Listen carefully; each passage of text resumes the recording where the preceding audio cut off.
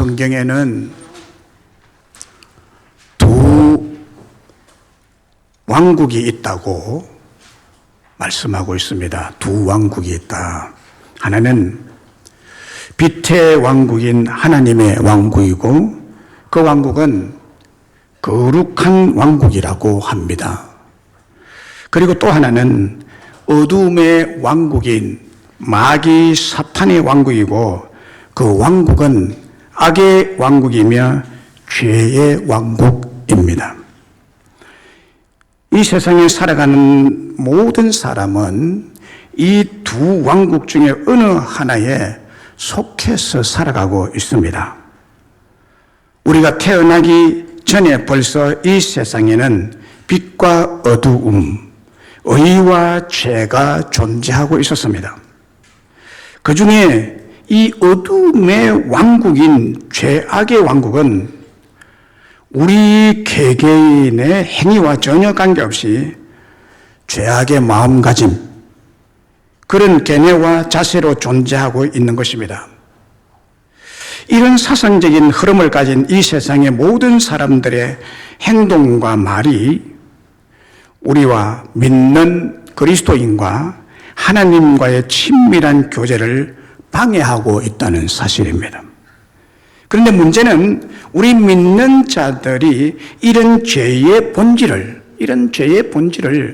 제대로 깨닫지 못하고 있다는 점입니다. 여기에 대해서 사도 요한이 지적하고 있습니다. 오늘 본문에서 하나님을 믿는다고 말하고 또 사귐이 있다고 말하면서도 아직도 어두움에 속하여 있고 어두움 가운데서 죄를 짓고 있다면 이것을 어떻게 설명할 수 있겠느냐고 지적하고 있습니다. 그래서 이런 사람이 하나님과 교제를 나누고 있다는 말은 거짓말이라고 단정을 짓고 있습니다. 거짓말이다. 이런 교인이 있다면 그는 틀림없이 복음도 죄도 인간의 전적 타락도 전혀 알지 못하고 이해하고 있지 않은 사람이라는 것입니다. 특별히 많은 교인들조차도 죄로 인한 인간의 전적 타락에 대한 바른 진리를 깨우치지 못하고 있다는 것입니다. 이거를 이론적으로만 알고 실제적으로는 교회 다니는 개개인이 전적 타락했다, 전적 부패한 아무 쓰잘데없는 존재다라는 사실을 모른다는 거예요. 죄는 특이하고 교모하고 광범위하다는 진리를 깨닫지 못하고 있는 실정입니다. 보통 우리들이 생각하고 있는 죄에 대한 견해는 어떤 특정 범죄나 특정 범죄의 행위 정도로 생각을 합니다. 그게 죄다라고 생각을 합니다. 혹은 신문에 대서특필이 되고 인터넷에서 죄인이라고 떠들어대고 형벌을 받고 벌금을 받은 것만이 범죄라고 생각하고 특정 범위 내에서만 죄라고 생각하는 잘못이 많습니다. 그래서 나는 그 사람들과는 상관이 없으라고 생각하면서 그냥 우리는 살아가고 있죠. 이런 식으로만 죄를 생각하는 것은 큰 잘못입니다. 죄에 관에 대한 잘못된 그 생각을 가지고 교회 다니는 사람들이 많다는 거예요. 교회 안 다니고 성경도 모르고 하나님도 모르고 안 믿고 불신하는 그 불신한 자들은 말할 것도 없지만은요, 교회 다니는 사람조차도, 설교를 듣는 사람들조차도 그렇다는 거예요. 성경에서 말하는 죄에 대한 진리는, 죄는 어느 곳에든지 누구에게든지 존재하고, 죄는 사람을 끄는 강력한 힘을 가지고 있고 사망을 가지고 오는 하나의 영역이고 하나의 왕국을 형성하고 있다고 말씀하고 있습니다. 이런 죄에 대한 진리를 잘 알지 못하기 때문에 믿는다고 하는 많은 자들이 범죄자들이 되어 있고 교인들이 죄된 행동을 여전히 하고 있다는 것입니다. 성경의 바른 가르침은 이 세상에 태어난 모든 사람은 전적 타락한 존재, 전적 무능력한 존재로 어두움의 왕국의 지배하에서 태어났다는 것입니다. 성경이 이렇게 말하고 있습니다. 그래서 모든 사람 본능적으로 어두움의 방식 안에서 생각하고 반문화를 즐기며 살려는 경향이 뚜렷합니다.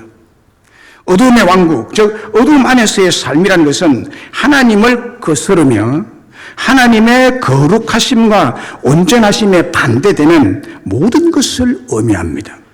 그러므로 오늘 우리에게는 하나님의 말씀을 이해하고 지키고 수호하고 계승하기 위해 애쓰는 빛의 왕국에 사는 성도들이 필요한 것입니다.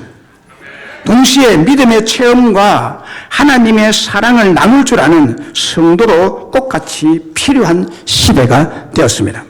그런데 오늘의 믿음 생활의 문제는 온전히 진리만, 또 다른 분들은 온전히 사랑만, 또 어떤 분들은 온전히 선교 전도만 중요시하는 극단이 문제입니다. 머리 중심의 크리스찬, 가슴 중심의 크리스찬, 교리 중심의 크리스찬, 체험 중심의 크리스찬, 말씀 중심의 크리스찬, 성령 중심의 크리스찬이라는 극단주의가 큰 문제를 낳고 있습니다. 신앙의 중요성을 이런 한쪽으로 치우쳐버린 극단적인 형태로 나누는 것은 신앙생활을 왜곡되게 만들고 성경 진리를 모순되게 만들어드리는 일종의 어두움의 일입니다. 나는 이 중에 오직 한쪽에 속한 신자이고 그것이 가장 바른 신앙이라고 주장한다면 정말 왜곡된 신앙, 잘못되고 거짓된 신앙인 것입니다. 바른 성경적인 신앙은 뭐냐? 양쪽을 다 갖춘 신자입니다. 양쪽을 다 갖춘 신자, 즉 진리와 사랑, 지성과 감성, 교리와 체험, 말씀과 성령 둘 다 고루 갖춘 성도가 올바른 성도고 성경적 신앙을 가진 성도라고 말씀을 드리는 것입니다. 이신칭의의 믿음과 행함이 있는 믿음의 조화가 성경적 바른 신앙이라는 말입니다. 어느 하나만 강조해서 그것에 치우치는 것은 비성경적이요 왜곡된 어두움의 신앙입니다. 오늘 본문 말씀을 보세요. 하나님은 빛이시라. 그에게는 어두움이 조금도 없으시니라. 만일 우리가 하나님과 사귐이 있다 하고 어두움에 행하면 거짓말을 하고 진리를 행하지 아니함이거니와 그가 빛 가운데 계신 것 같이 우리도 빛 가운데 행하면 우리가 서로 사귐이 있고 그 아들 예수의 피가 우리를 모든 죄에서 깨끗하게 하실 것이라고 말씀하고 있습니다.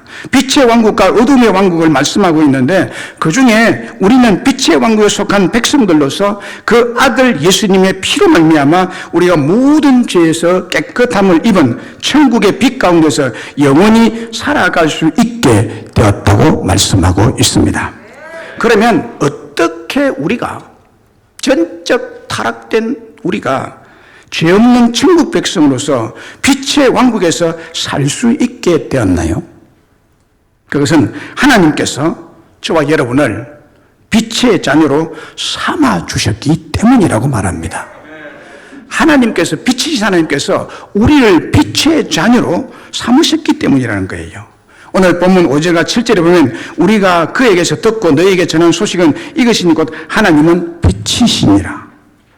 그에게는 어두움이 조금도 없으시다는 것이니라.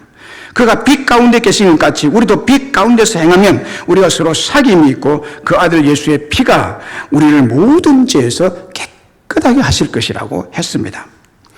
빛이신 하나님은 우리를 그의 빛 가운데로 부르시고 그 빛 가운데서 우리와 사귀심으로 우리에게 빛을 주셨다는 것입니다. 우리에게 빛을 던져주었다는. 다시 말하면 우리를 빛의 자녀로 낳으셨다는 말입니다. 이게 빛이신 하나님의 아들 예수의 피가 우리를 모든 죄에서 깨끗하게 씻어주심으로 우리를 빛의 자녀로 낳으셨습니다. 빛이신 하나님에게는 어두움이 조금도 없으신 것처럼 우리에게도 빛을 받은 우리, 하나님의 빛을 받은 우리에게도 어두움이 조금도 없는, 그림자도 없는 새로운 피조물, 신비스러운 피조물인 빛의 자녀로 나오신 줄로 믿습니다. 이사야서 9장 2절에 보면 흑암에 행하던 백성이 큰 빛을 보고 사망에 거들진 땅에 거주하던 자에게 빛이 비치도다 라고 했습니다. 흑암에 있던 백성, 사망에서 신음하던 백성에게 빛을 주었다는 거예요. 놀라운 하나님의 빛. 그래서 빛의 백성이 되도록 했다는 겁니다. 데살로니가 전서 5장 5절에도 너희는 다 빛의 아들이요 낮의 아들이라. 우리가 밤이나 어두움에 속하지 아니하나니라고 했습니다. 그리고 요한복음 1장 1절 이하에 보면은요, 이렇게 기록하고 있죠. 태초에 말씀이 계시니라. 이 말씀이 하나님과 함께 계셔서는 이 말씀이 곧 하나님이시라. 말씀이 하나님이시라고 합니다. 그 안에 생명이 있었으니 이 생명은 사람들의 빛이라. 참빛 곧 세상에 와서 각 사람에게 비추는 빛이 있었나니 12절에 보면 영접하는 자 곧 그 이름을 믿는 자들에게는 하나님의 자녀가 되는 권세를 주셨다고 했습니다.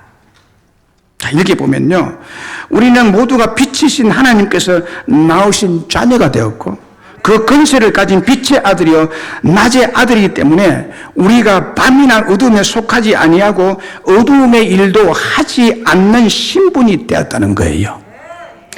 어두움을 이기고 물리치는 빛의 권세를 가진 하나님의 자녀들이 되었다는 말씀입니다. 여러분들이 그런 자들이에요. 빛의 자녀들입니다. 빛으로 하나님이 낳으셨습니다. 에베소서 5장 8절에 너희가 전에는 어둠이더니 이제는 주 안에서 빛이라. 빛의 자녀들처럼 행하라 라고 합니다.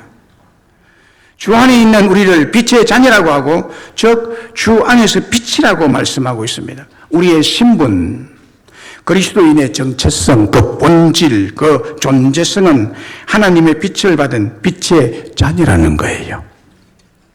고린도후서 4장 4절 이하에 보면요, 우리가 하나님의 영광의 빛을 우리 마음에 비추어 주셨다고 말씀하고 있습니다. 그러나 그 중에 이 세상의 신인 마귀는 믿지 아니하는 자들의 마음을 혼미케 해서 복음의 광채, 복음의 빛이 비치지 못하도록 흑암 중에 거하도록 역사를 하고 있다고 합니다. 하나님의 빛을 받지 못하도록 계속 방해를 하고 있다는 것입니다. 지금 이 영계에서 일어나는 사실을 말하고 있는 거예요. 그래서 이 세상의 마귀에게 속하여서 깜깜한 암흑, 흑암 속에서 살아가는 어둠의 아들들이 득실거리고 있다는 것입니다. 그런데 우리에게는 놀라운 축복의 은혜가 임했는데 그 사실을 고린도후서 4장 6절에서 이렇게 밝히고 있습니다. 어두운데 빛이 빛이라 말씀하셨던 그 하나님께서 예수 그리스도의 얼굴에 있는 하나님의 영광을 아는 빛을 우리 마음에 비추셨느니라. 할렐루야. 하나님의 영광을 아는 빛을 우리 마음에 비추어 주었다. 그리고 우리 마음에 하나님의 영광의 빛이 임재하고, 그러니까 하나님의 빛과 내가 가진 빛이 동질성을 가지고 있기 때문에 하나님의 영광을 내가 깨달아서 알게 된다는 거예요. 초대교회 당시 빛이신 예수님을 핍박하던 사울을 보세요. 그의 심령이 온통 어두움으로 뒤덮여 있었기 때문에 구세주이신 예수님을 알지 못하고 알 수도 없었고, 그래서 예수를 부활의 주님으로 전도하는 자들이 정신 이상자 같고 저거들은 이 지상에서 없어져야 된다고 다 죽이려고 그렇게 발부동을 쳤죠. 그러던 어느 날 담역색으로 가던 중에 빛이신 부활하신 예수님께서 그 얼굴에 있는 빛으로 사울을 만나 주셨습니다. 너무 밝은 예수님의 얼굴의 빛을 보므로 사울의 육신의 눈은 멀고 예수님께서 비춰주신 하나님의 영광을 아는 빛으로 마음의 눈이 밝아지고 완전히 변화되죠. 어두움이 거치고 그 심령이 복음에 대해서 아주 밝아졌습니다. 예수님에 대해서 밝은 빛을 받아서 그가 빛의 아들이 되었습니다. 그리고 빛인 예수님을 밝히 드러내는 빛의 삶을 살게 되었다는 것을 말씀하고 있죠. 십자가상에서 숨지기 전에 구원받은 강도처럼 산 사형수들이 복음을 받아들이고 마지막에 믿고 천국 가는 자들이 들어 있습니다. 이 사형수들요, 죽음을 앞두고 있기 때문에, 그리고 감옥에서 주는 음식이라고는 뭐 뻔한 것 아니에요. 그냥 죽을 인간들 생명만 유지하도록 주잖아요. 뭐 건강을 생각하고 하겠어요. 그러니까 범죄하면서 사회에서 막 그냥 무서운 게 없이 펄펄 뛰고 날뛰던 그 육신은 점점 죽어가기 때문에 인간이 누구든지 펄펄 뛰는 육신이 죽어버리면 영이 아주 맑아져요. 영이 살아나요. 영적 상태가 아주 예민해집니다. 육신이 펄펄 살 때는 육신적인 것이 굉장히 예민하니까 배가 조금 고파도 아주 예민하게 반응합니다. 사람이랑 다 그래요. 그런데요, 육신을 육신을 말려버리면, 육신의 힘을 빼버리면 영이 살아납니다.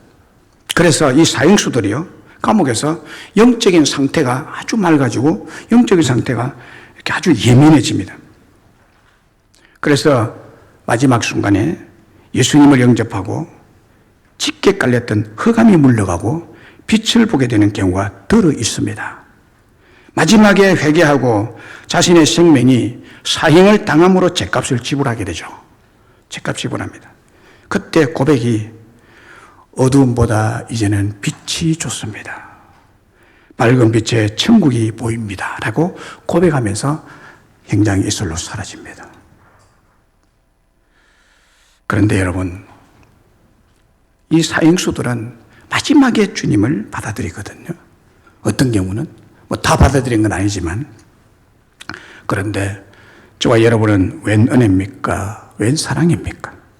이렇게 순적히 일찍이 하나님의 사랑의 빛을 받게 되고 하나님의 영광을 아는 빛의 자녀로 거듭나게 되는 기적을 체험하는 축복을 받게 된 줄로 믿습니다.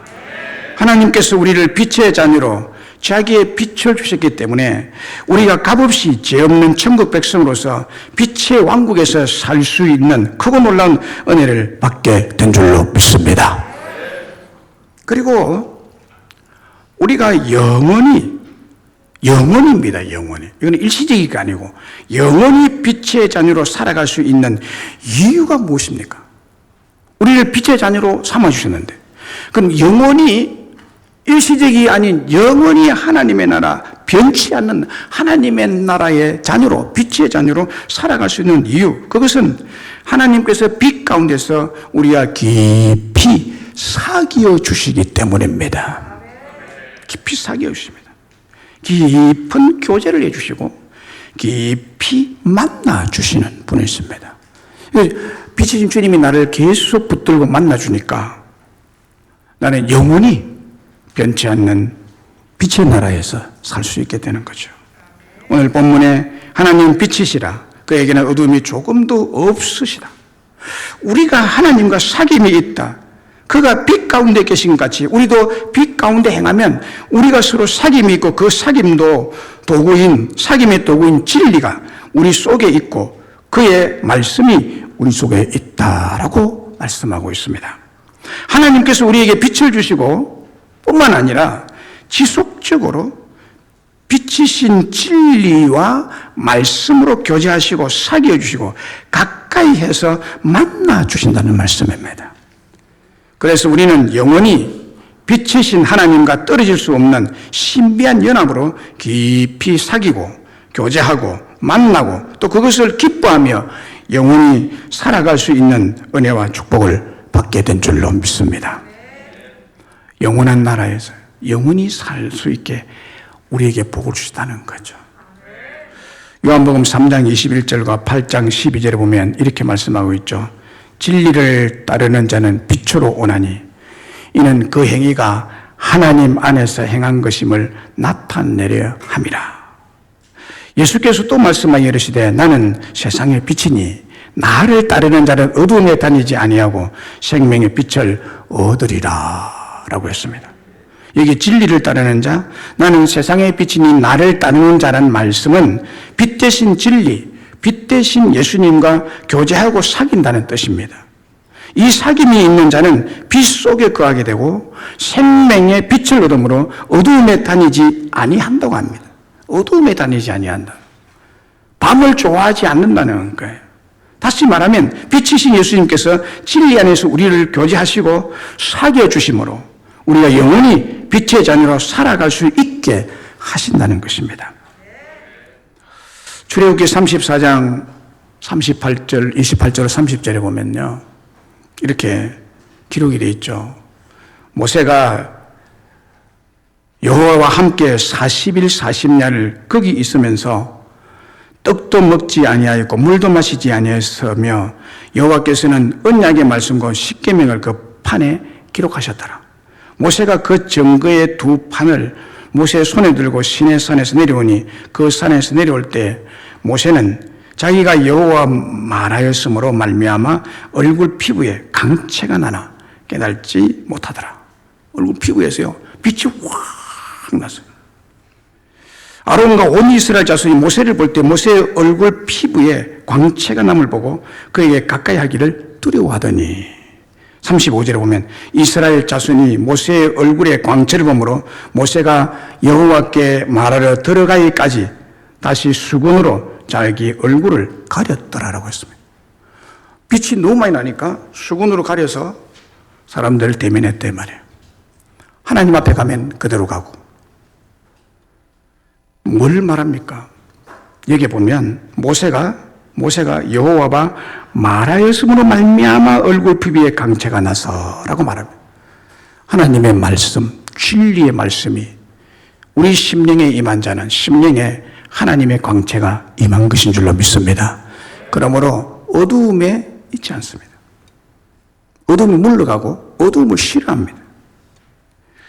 십계명을 받느라고 40주야를 빛이신 하나님과 같이 있고 대화하고 깊이 교제하고 사귄 모세에게 하나님께서는 하나님 자신의 빛을 주심으로 그 얼굴에서 광채가 난 거예요.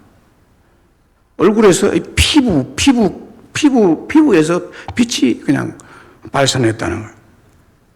그래서 아론과 온 이스라엘 자손이 모세를 가까이를 두려워했습니다. 빛이 신비한 광채가 그냥 확 비치니까 두려워할 수밖에 없는 거죠. 그래서 이 빛이 너무 강렬하므로 모세는 이스라엘 백성들과 대화하기 위해서는 수건을 가리고 갔다. 눈만 내놓고 수건을 가리고 그렇게 이야기하고 대면을 했다는 얘기입니다. 하나님께서요 모세에게 모세가 이스라엘의 지도자라는 사실을 하나님의 사람이고 하나님의 권위를 입은 표시로서 그 얼굴에 빛을 주신 것입니다. 마태복음 17장에도 보면은 예수님께서 베드로, 야고보와 그 형제 요한을 데리시고 높은 산에 올라가셨습니다. 높은 산에 올라갔는데 갑자기 우리 예수님이 변형이 됐어요. 변형이 됐는데 예수님의 얼굴이 해같이 빛나고 예수님 입은 옷이 빛과 같이 희어졌다고 했습니다. 입은 옷에서 빛이 광채가 났습니다. 얼굴에서 광채가 났습니다. 그리고 천국의 영광스러운 빛으로 모세와 엘리야와 예수님이 세 분이 대화를 나누는 것이 베드로와 야고보와 그 형제 요한에게 보였습니다. 너무나 황홀한 빛을 보게 된 거예요. 너무나 황홀한 빛을 본 베드로가 예수님께 이렇게 말해요. 주여, 우리가 여기에 초막셋을 짓겠으니 하나는 엘리야, 하나는 모세, 하나는 예수님 위해서 셋째 집을 짓겠습니다. 우리 여기 살고 싶습니다. 이 광채 속에서 살고 싶습니다. 이 아름다운 황홀한 빛 속에서 살고 싶습니다. 저 산 밑에는 너무너무 어둡고 힘들고 살기 힘듭니다. 마귀가 디글디글한데 그는 가기 힘듭니다. 가기 싫습니다. 여기에서 살게 해주세요. 라고 말을 합니다. 그리고 그 말할 때 구름조차도 빛이 납니다. 호련히 빛난 구름 속에서 하나님의 음성이 들리죠. 이는 내 사랑하는 아들이요 내 기뻐하는 자라. 너희는 저의 말을 잘 들으라. 이런 말씀을 합니다. 빛이신 예수님과 사귈 때 우리가 영원히 빛의 자녀로 살아갈 수 있는 권세와 능력과 권위를 받게 되는 줄로 믿습니다. 얼마나 큰 은혜입니까? 얼마나 큰 축복입니까, 여러분? 빛의 자녀로서 빛 대신 하나님과 계속 살아가기 위해서는 우리가 어떻게 살아야 할까요? 언제나 빛 가운데서 행하고 빛 가운데서 살아야 됩니다. 어두움 속에서 살면 안 돼요. 여기 빛과 어둠이 뭔지 설명을 드릴게요. 어두움은 죄입니다. 죄 속에서 살지 마라. 오늘 본문에 보면 하나님은 빛이시라 그에게는 어두움이 조금도 없으시니라. 그림자도 없다는 거예요. 7절에 그가 빛 가운데 계신 것 같이 우리도 빛 가운데 행하면 우리가 서로 사귐이 있고 그 아들 예수의 피가 우리를 모든 죄에서 깨끗하게 하실 것이요 라고 했습니다. 빛 가운데 행할 때 예수의 피가 우리를 깨끗하게 한 그것이 효력이 있다는 거예요. 효력이 있다. 그것이 유효하다는 거예요. 예수의 피를 믿고 깨끗하게 씻김을 받고는 대지마구에 들어가서 뒹굴면 안 된다는 말씀이죠. 그래서 만일 우리가 하나님과 사귐이 있다 하고 어두움에 행하면 거짓말하는 자다. 거짓말하는 자다. 진리를 행하지 아니하고 하나님 말씀이 우리 속에 없고 어두움에 죄가 가득하게 있는 자라는 말씀이에요. 넌 하나님과 사겨 라고 말하는 사람이 있죠. 나 하나님 믿어 라고 말하면서 죄는 계속 짓고 있어요. 이거는 어두움이 있으면서 하나님과 사귐이 있다고 하는 건데 이건 거짓말이라는 거예요. 거짓말이에요. 그래서 빛의 자녀인 우리는 필연적으로 하나님께서 빛이시고 그가 빛 가운데 계신 같이 우리도 빛 가운데서 살아야 함을 말씀하고 있습니다. 여러분 빛 가운데 사셔야 돼요. 그럼 빛이 무엇을 의미합니까? 그 빛은 우리의 선행, 선한 행실을 말하고 있습니다. 뭐 우리가 뭔 발광체입니까? 배터리를 넣으면 빛이 납니까? 눈에서 빛이 납니까? 뭐 모세처럼 피부 껍데기에서 빛이 납니까? 모세는 특별한 은총으로 그렇게 됐지만 모든 사람은 그렇게 되는 것이 아니에요. 우리는 발광체가 아닙니다. 빛이 뭐냐? 선행이고 착한 행실입니다.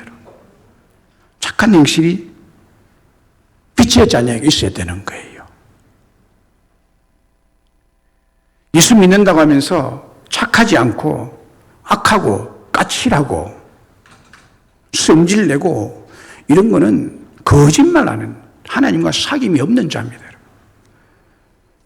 마태복음 5장 14절 16절에 너희는 세상의 빛이라 산 위에 있는 동네가 숨기지 못할 것이요 사람이 덤부룩해서 말에 두지 아니하고 등등 위에 두나니 이러므로 집안 모든 사람에게 비치느니라. 이같이 너희 빛을 사람 앞에 비치게 하여 그들로 너희 착한 행실을 보고 그들로 너희 착한 행실을 보고 착한 행실이 빛이라는 거예요. 여러분이 착하게 살면요 빛이 나게 되어 있습니다. 그 빛이라는 것은 인정을 받게 된다는 거예요. 인정을 받게 되는 것을 빛이라고 표현하고 있는 것입니다. 특별히 그리스도인이 인정받아야 복음이 전개될 것 아니겠어요? 네?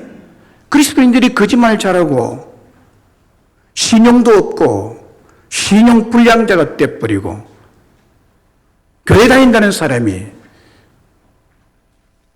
거짓말을 밥 먹듯이 하면 이건 어두움에 속한 자고 나는 예수 믿어라는 것은 거짓말이라는 거예요. 여러분. 착한 행실이 그리스도인입니다. 여러분. 할렐루야. 착하게 살아야 됩니다.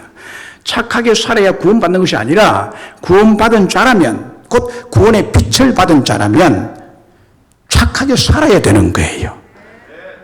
구원은 은혜로 주어지고 착한 행실은 사명입니다. 여러분. 그렇게 살아야 되는 겁니다. 악하면 안 되는 거예요.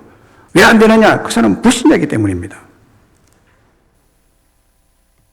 선한 행실을 하면 그것이 세상 사람들에게 영광스러운 빛으로 다가가게 된다는 거죠. 우리가 예수 믿는다고 하지만은 빛을 생산해내는 발광체는 아닙니다.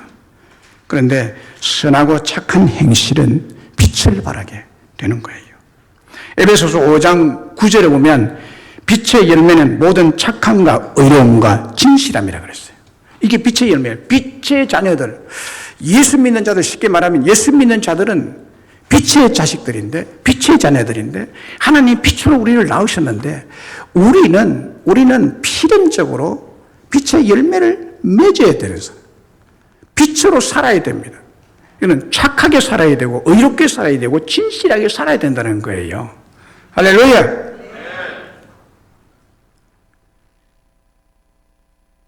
하나님께서 우리를 빛의 자녀로 삼아주셨고 하나님께서 빛 가운데서 우리와 깊이 사귀어 주시고 만나 주시고 진리로서 말씀으로서 언제나 빛의 자녀로서 착함과 의로움과 진실함으로 빛의 열매를 맺으라고 그렇게 사귀어 주십니다.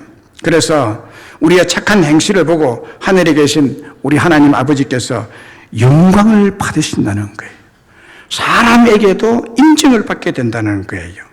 그런데 여러분, 빛의 자녀인 우리가 착해야 되는데 까칠하고 조금만 거슬리면은 성질을 내고 불평을 하고 원망을 하고 이것은 다 어두움에 속한 거예요. 우리는 의로워야 됩니다. 의롭게 살아야 됩니다, 여러분. 여러분은 정의로워야 돼요. 여러분들은 최선을 다해서 공의로운 삶을 살아야 됩니다, 여러분. 규칙을 어기고 법을 어기고 불의를 행하면서 살면 이거는 어두움에 속한 자입니다. 그러면서 나는 하나님 믿는다, 교회로 온다는 것은 거짓된 행동이라는 거예요. 거짓된 말이라는 거예요. 그래서 예수 믿는 사람이 더 착해야 돼요. 예수 믿는 여러분들이 더 의로워야 되는 것입니다. 예수 믿는 여러분들이 더 진실해야 되는 것입니다. 이것이 빛입니다. 이것이 우리를 빛으로 만들었기 때문에 그래야 된다는 거예요, 여러분.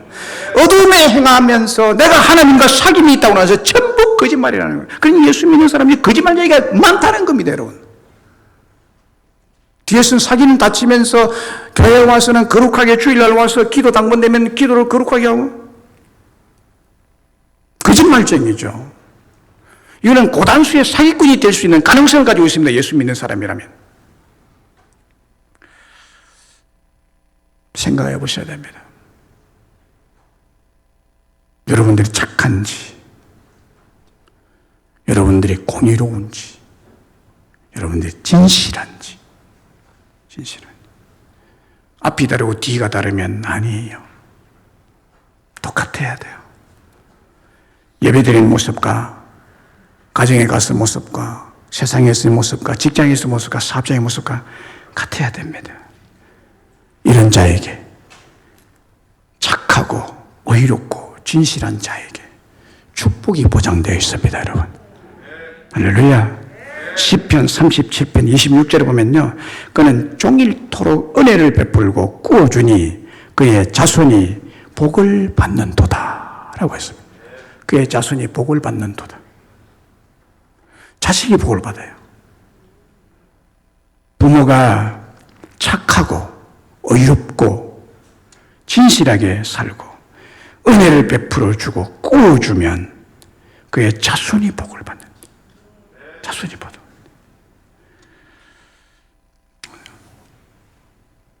착한 행실이죠. 부모가 착하게 살면요, 반드시 자식이 복을 받습니다. 부모가 악하면 3대가 망합니다. 제가 생활하면서 보는 것은 절대적인 것은 아니지만 평균적으로 돈을 가지고 고리대금, 아주 고액의 이자를 받고 돈을 빌려주는, 그 돈이 진짜 필요한 사람은 고액의 이자를 주고도 빌려야 되잖아요. 그런 약점을 이용해서 고리대금업자들이 있습니다. 이 사람의 후손은 절대 복 못 받습니다. 사람을 악하게 이용하는 사람이기 때문에 신자든 불신자든 고리대금업자 그 후손이 잘 되는 것은 못 받습니다. 악하게 사니까. 구워주고 도와주고 은혜를 베푸는 착한 자가 누구냐? 그리스도인이라는 거예요. 할렐루야. 마태복음 25장에 보면 양과 염소의 비유가 나옵니다. 예수님께서 마지막 때에 심판을 하시면서 선한 행실, 착한 행실을 하며 산 사람과 선한 행실이 전혀 없는 아주 이기적인 삶을 살은 사람, 자기 입만 위해서, 자기만 위해서 산 이기적인 사람을 나누면서 양과 염소를 비유해서 말씀하고 있습니다. 여러분은 양입니까? 아니면 염소물입니까? 그때 우리 예수님께서 말씀하죠. 비유를 말씀해서 우편에 있는 양들에게 하신 말씀을 들어보세요. 그때 임금이 그 오른편에 있는 자들에게 이르되 내 아버지께 복받을 자들이여. 아멘. 내 아버지께 복받을 자들이여. 나와 창세로부터 너희를 위하여 예비된 나라를 상속받으라. 이러시면서 너희가 내가 줄일 때에 먹을 것을 줬고 내가 목마를 때에 마실 물을 주었고 내가 헐벗을 때에 입을 옷을 주었고 내가 병들었을 때에 돌아보았고 내가 옥에 갇혔을 때 돌아보았느니라. 이게 착한 행실이에요. 그리스도인이 이래야 돼요. 제가 목회하면서 어디 신방 가기 위해서 뭐 누구누구 다 오세요라고 하면요, 다 빠지는 사람이 있어요. 항상 빠져. 자기 집에 뭐 있을 때 안 오는 사람에 대해서는 이렇게 또 걸고 있어. 그건 참 희한한 마귀적인 생각을 가지고 있는 사람이 있어요. 자기 집에 뭔 일이 있을 때 안 오는 사람에 대해서 다 이렇게 보장하고 있으면서 자기는 한 군데도 안 가. 아니죠. 선행. 그리스도인에게 가장 필요한 것은 빛을 받은 자녀이기 때문에 선행이 필요한 거예요.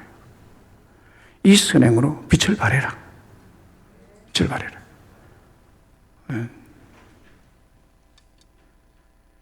누가 줄이는지, 누가 목마른지, 누가 벗었는지, 누가 병들었는지, 누가 옥에 갇혔는지, 누가 고통을 당하고 있는지.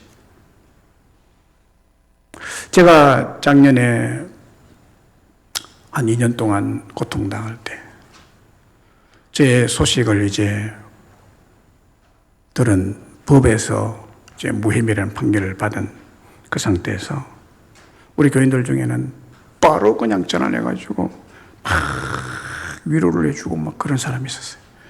그러나 묵묵부담인 사람들 거의 대부분이잖아요. 그러면 안 돼요. 그러면 안 돼. 고통당한 사람, 우는 자와 함께 울고 웃는 자와 함께 울어주는, 뒤에서 울었는지 모르지만 표시를 해야 돼요. 착해야 됩니다, 여러분. 선해야 됩니다, 여러분. 돌아볼 줄 아는.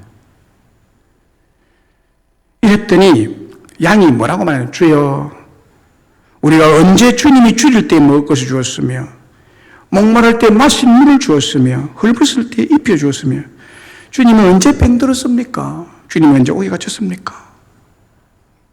우리는 한 적이 없습니다라고 말합니다. 양이 그렇게 말했어요.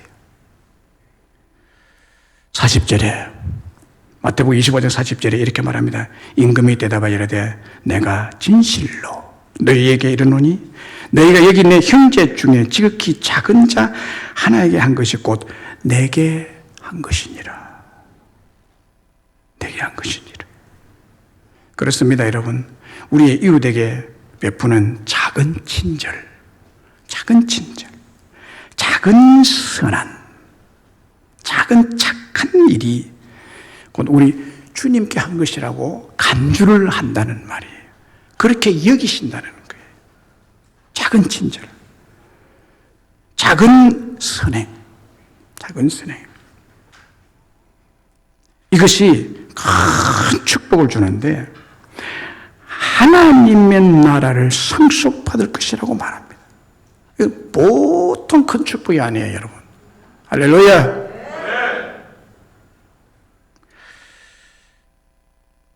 제가 이 설교를 준비하면서요, 참 우리 교인들이 좀 착했으면 좋겠다는 생각을 많이 했어요. 착하지 못해. 한마디로 말하면 착하지를 못해요. 교묘하게 교회를 이용하는 사람도 많고요.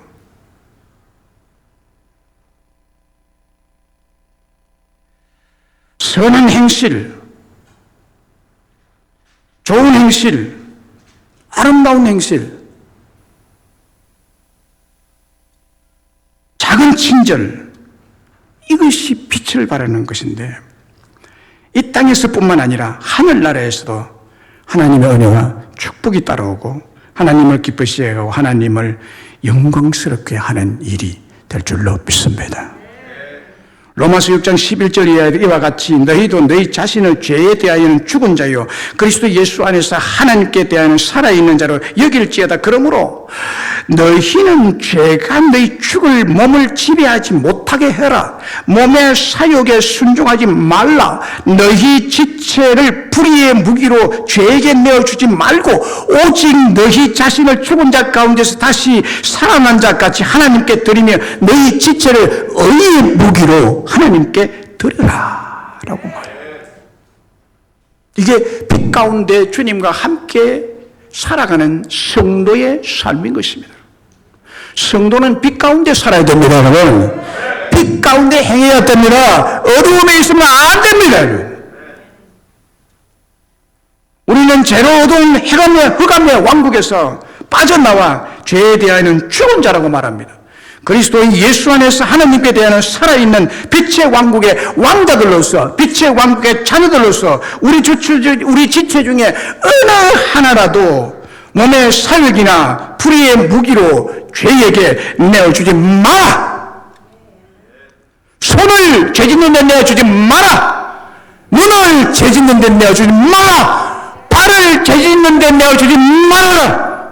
차라리 빼버리고 천국에 가는 것이 낫다. 한쪽 팔을 잘라버리고 천국에 가는 것이 낫다고 말합니다. 우리의 모든 지체를 의의 무기로 빛 대신 하나님께 드리라고 말씀하고 있습니다. 빛의 자녀들에 대한 우리들은 모든 지체를 동원해서 사지백체를 동원해서 착한 행실, 선한 행실로 빛을 발하고 살면 내 자신도 여러분의 자손도 하나님으로부터 복을 받게 될 줄로 믿습니다. 미국 피츠버그에 비가 내리는 어느 날이었습니다. 가구점이 모여있는 거리에서 어떤 할머니 한 분이 비를 맞으며 길가에 서 있었습니다.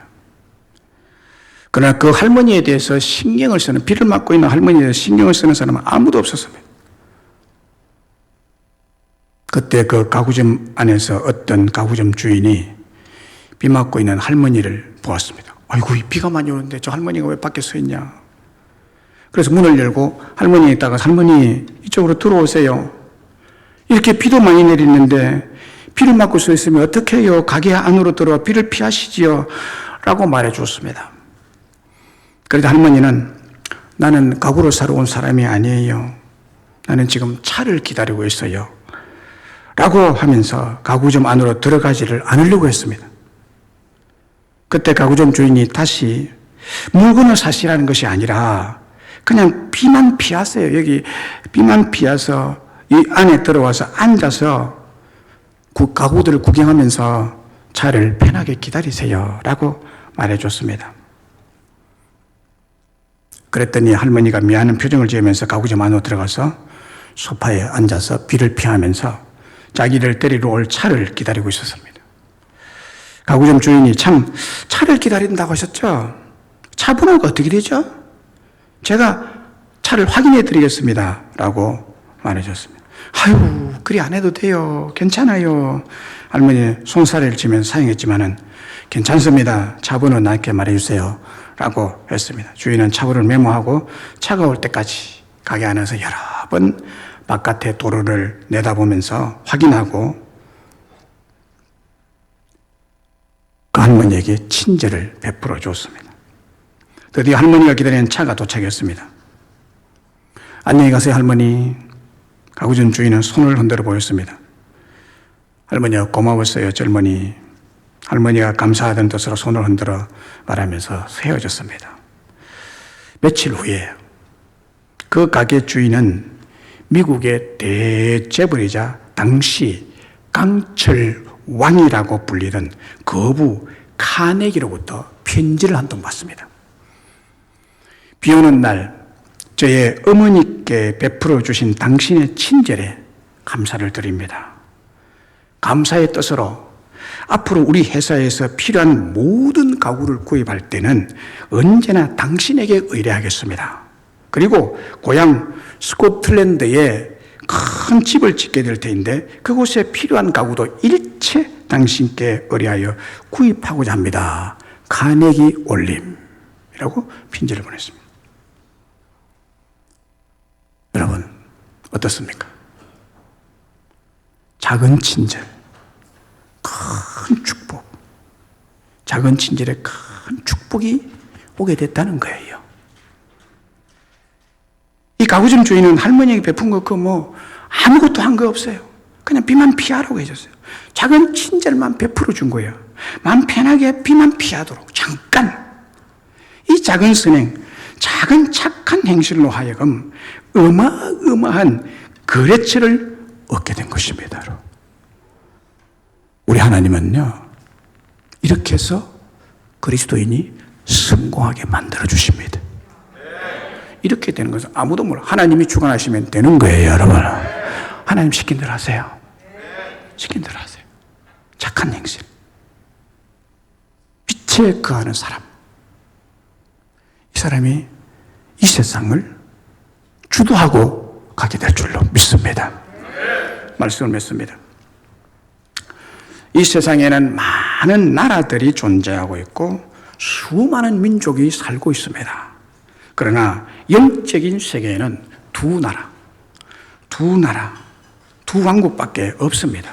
하나는 빛의 왕국인 하나님의 왕국이고 그 왕국은 거룩한 왕국이라고 했습니다. 그리고 또 하나는 어두움의 왕국인 마귀 사탄의 왕국이고 그 왕국은 악의 왕국이고 죄의 왕국이며 지옥의 왕국입니다. 그런데 너무나 다행스럽고 큰 은혜는 여기에 모인 우리들은 빛의 왕국인 하나님의 왕국, 거룩한 왕국의 백성으로 살아가고 있다는 점입니다. 오늘 본문에 하나님 빛이시라고 했습니다. 그런데 빛이신 하나님께서 우리를 빛의 자녀로 삼으셨기 때문에 우리가 죄 없는 천국 백성으로서 빛의 왕국에서 영원히 살 수 있게 되었다는 거예요. 그렇게 하나님이 저와 여러분을 부르셨다는 것입니다.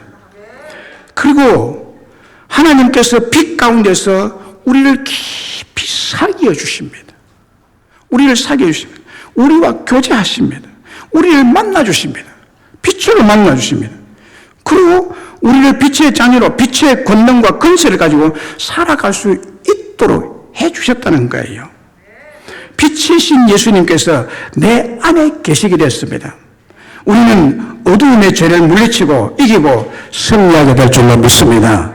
빛이신 예수님이 내 안에 계심으로 우리는 어두움의 죄를 물리치고 이기고 승리할 수 있다는 거예요. 죄를 지어도 예수 그리스도 피로 우리를 용서하고 깨끗하게 해주실 줄로 믿습니다. 빛이신 예수님이 계시면 흑암의 사자 마귀도 이기고 물러가게 될 줄로 믿습니다. 빛이신 예수님이 내 안에 계시기 때문에 어떤 유혹도 받지 않을 뿐만 아니라 그 유혹을 예수님의 피, 십자가의 광채, 빛의 권세로 물리치게 될 줄로 믿습니다. 세상도 이깁니다. 세상의 환난, 세상의 시험, 세상의 재난, 세상의 질병, 세상의 고통, 저주뿐만 아니라 언제나 빛 가운데 행하고 살아가게 되면 우리는 사망까지 이기게 될 줄로 믿습니다. 그러므로 우리들은 필연적으로 언제나 빛 가운데서 행하고 살아가야 할 사명을 가진 자들입니다. 주님께서 너희는 세상의 빛이라고 했을 때 세상에서 빛을 바라며 살아야 하는데 그 빛이 무엇이라고 했습니까? 한마디로 선행, 착함이라고 했습니다. 그리스도인들은 착해야 돼요. 뺀질뺀질하지 마세요. 그게 똑똑한 게 아니에요. 어리석은 거예요. 망하는 길로 가는 거예요. 누가 뺀질뺀질한 사람을 좋아하겠어요? 아무도 없습니다. 착한 사람 다 좋아합니다. 착하세요. 이게 그리스도인입니다. 그리스도인은 착함이 그 본질입니다. 하나님은 선하시고 착하신 분이십니다. 그러므로 그 빛 가운데 있는 우리도 착함으로 살라고 보여주신 것이에요. 착하세요. 선행을 행하세요. 작은 선행을 실천하시기 바랍니다. 그래야 하나님과 사귐이 있는 자입니다. 이 땅에 또 하늘나라에 가서 뿐만 아니라 우리와 우리 가족, 우리 자녀들까지 빛이신 하나님께서 착한 행실, 좋은 행실, 아름다운 행실, 작은 친절까지도 하나님이 상을 잃지 아니하고 저와 여러분에게 은혜와 축복을 충만히 내려주실 것을 믿습니다.